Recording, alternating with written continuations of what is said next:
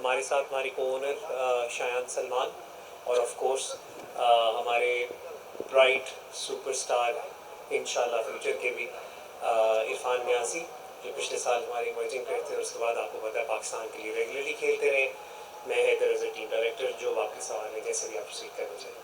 हैदर भाई, हमने देखा कि कराची किंग ने पहली बॉल पे छक्का लगाया और डेविड वार्नर को पिक किया और आखिर में केन विलियमसन को ले लिया, तो इसकी कोई खास वजह, बहुत ज़्यादा किस माइंडसेट के साथ जा रहे हैं? देखिए, एक तो पहली बात ये कि पहले तो आई थिंक हम सबको क्रेडिट देना चाहिए इस दफ़ा पीएसएल की मैनेजमेंट को कि इतने सिग्निफिकेंट और इतने बड़े नाम थे कि हम उसके अलावा भी असेस कर सकते थे। हमारी प्लानिंग बहुत सिंपल थी कि अगर डेविड वार्नर मिस कर जाते हैं, लाहौर मिस कर जाता है, तो वो हमारी प्रायोरिटी नंबर 1 थे। तो उसका फिर हमारी थिंकिंग यही है कि देखिए, वार्नर जैसा बड़ा नाम हमारी लीग में आ रहा है, it's a matter of great honour for us, और ख़ास तौर पे कराची के लिए वही सबसे बड़ी शहर की फ्रेंचाइज, उसके लिए सबसे बड़ा नाम, तो वे वेरी वेरी एक्साइटेड। अब यही है कि इंशाल्लाह ताला इस दफ़ा जो हमारी परफॉर्मेंसेज हैं, क्योंकि पिछले साल हमने रीबिल्डिंग स्टार्ट की थी, मैं अपने बड़े नामों के साथ तो एक्साइटेड हूँ ही, लेकिन मेरे लिए ज़्यादा बड़ी एक्साइटमेंट ये है कि जो हमने 1.5 साल पहले एक मिशन स्टार्ट किया था कि टीम को रीबिल्ड करेंगे लोकल कोर के साथ, वो हम इस ड्राफ्ट में काफ़ी हद तक कर चुके हैं। Kane Williamson of course, I mean वो तो जब सप्लीमेंट्री में हमारी बारी तक थे तो we couldn't believe our luck, तो केन विलियमसन को हमने उस वक्त फिर टारगेट किया।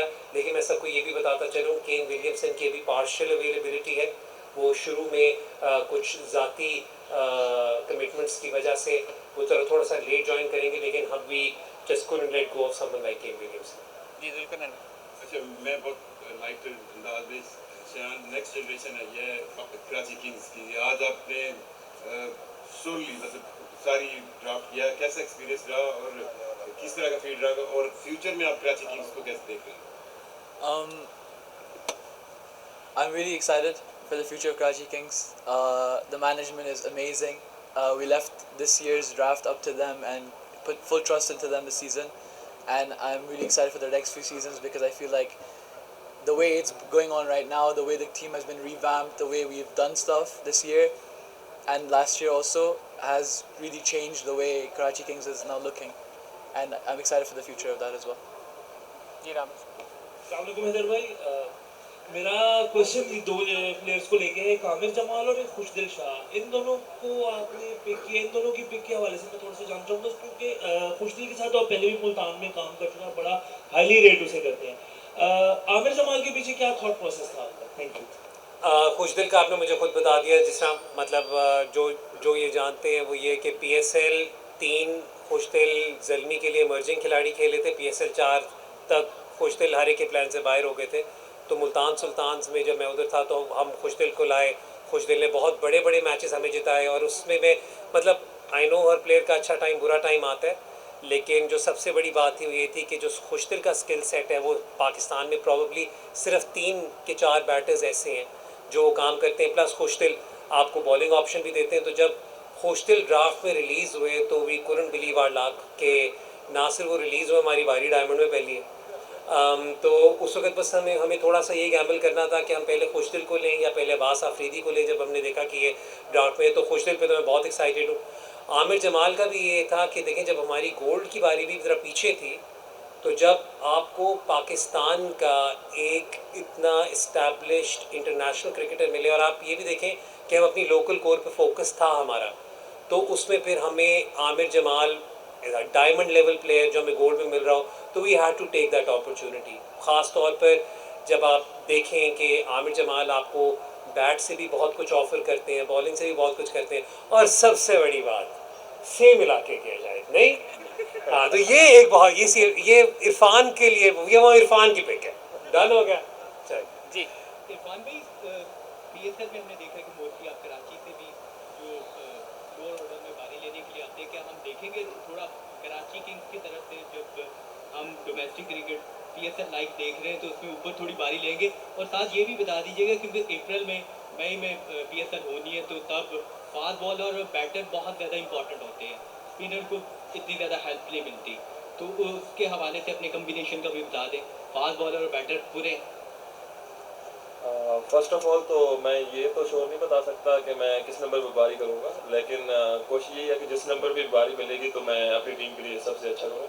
और जिस तरह आप कह रहे हैं कि उस हिसाब से हमारी टीम का कम्बिनेशन बहुत आला है और हमारे पास सारी जितनी भी ऑप्शन हैं वो फुल है, तो जो वहाँ पे सूट करेगा हम इंशाल्लाह उनके साथ जाएंगे।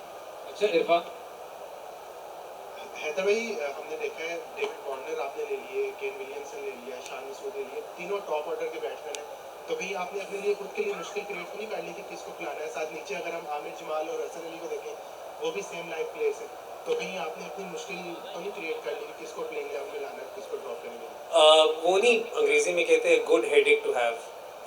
एक तो वो वाली बात होगी। लेकिन देखें, इस वक्त हमारी जो इस वक्त थिंकिंग है वो यही है कि पिछले साल, सवा साल, 1.5 साल से शान मसूद ने मिडल ऑर्डर में कतरे बेहतर बारियाँ ली हैं। चाहे वो आप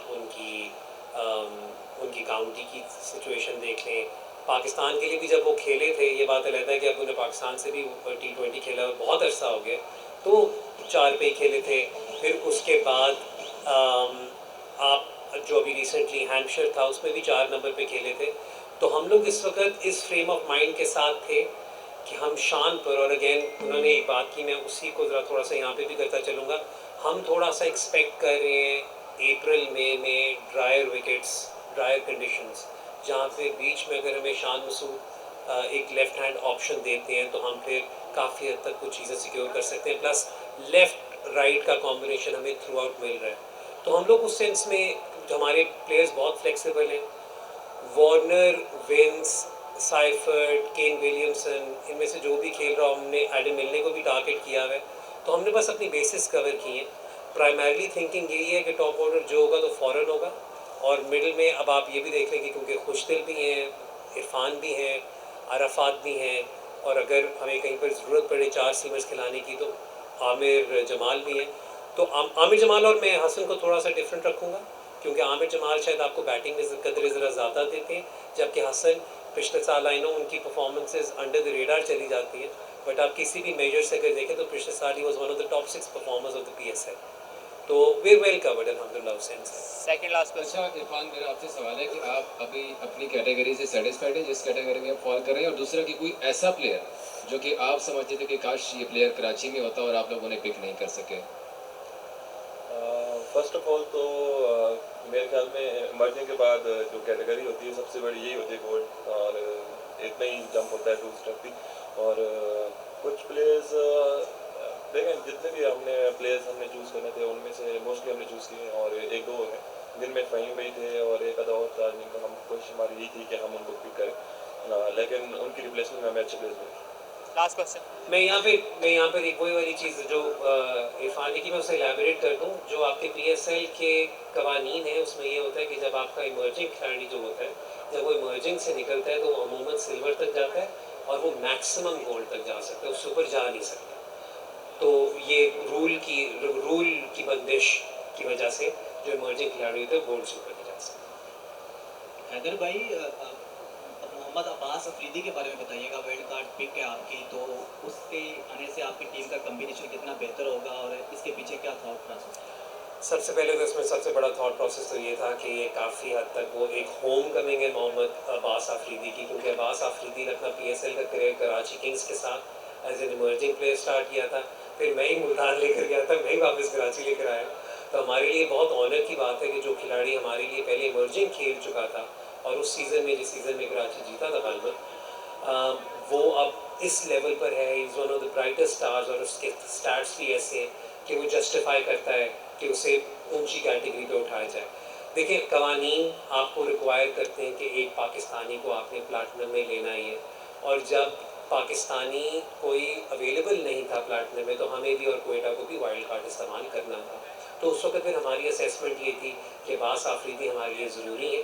अब्बास अफरीदी ने आजकल अपनी बैटिंग पे भी बहुत काम किया हुआ है, तो 7 तो ज़रा थोड़ा सा उनके लिए, आई नो पाकिस्तान में 7, पाकिस्तान टीम में 7 पे खेल रहे, लेकिन 8 वाला नंबर भी उनके लिए ज़बरदस्त है। मिडिल में, डेथ में भी बॉलिंग बड़ी ज़बरदस्त कर रहे हैं। सो वे वेरी एक्साइटेड। और एक मेरे लिए भी पर्सनली 2 नाम ऐसे, खुशदिल और वास आफरीदी मेरे लिए एक पर्सनल रियूनियन भी है। Thank you so much.